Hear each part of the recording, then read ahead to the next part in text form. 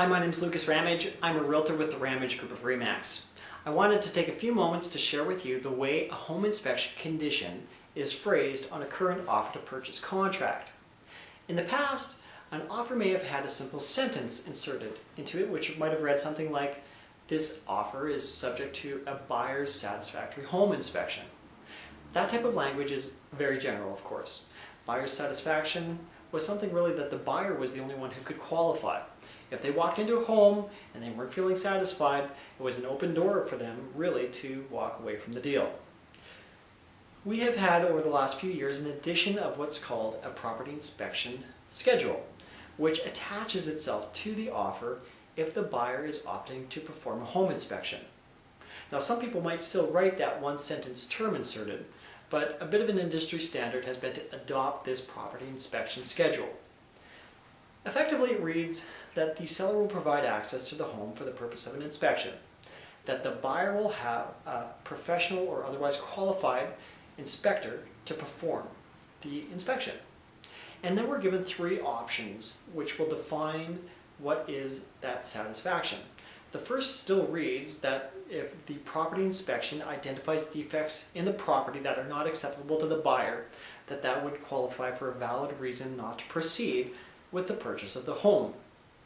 Notwithstanding cosmetic purposes, and that maintains itself with all these options, but the cosmetic purposes don't qualify as something if you don't like the paint, you don't like the floor, for instance. It has to be something structural in nature. The second option says that if the property inspection identifies defects in the property that exceed 1% of the agreed purchase price to remedy.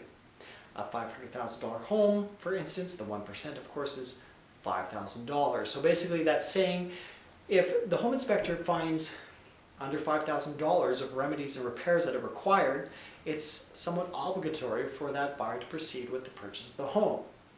I'll go on to give more detail to that, but I'll also then just explain the third term or the third option, the way the home inspection condition schedule is phrased. It says that the buyer will have a valid reason not to proceed if defects in the property found exceed, and then we fill in a dollar amount, $3,000 for instance.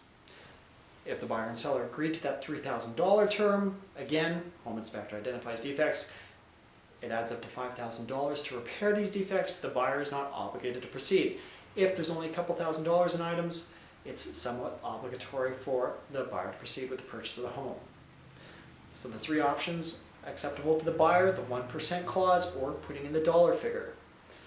The reason I am somewhat vague with using the term somewhat obligated to proceed with the purchase, it's always a moving target in terms of identifying what the costs are of some of these items to repair. So effectively, we often find ourselves in a point of negotiation if we're finding things that come as a surprise. And really, that's what this home inspection is all about.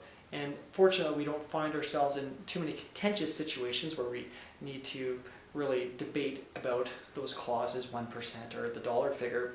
If we have a home inspection and we find something that was a surprise to the buyer and they're not prepared to proceed with the purchase of the home based on the amount of cost that it's going to take, often we talk about looking at the price that was agreed to. Incidentally, now, of course, there's no obligation for a seller to entertain any type of a price reduction. They're not committed to do anything, and if they don't want to proceed with the offer based on any kind of new price expectations, they're also welcome to walk out of the deal as well. So there's a lot more information to be discussed about that home inspection condition, but it's a fairly repeated conversation I had, and I felt it could be helpful for people to have this information ahead of time so that they're able to get a bit of an understanding going as they're moving toward making an offer to purchase. If you have any questions or comments, please leave them here. You may also contact us at theramagegroup.com. If there's any discussions that you'd like to see shared here on ramagegroup.tv, please let us know. Thanks.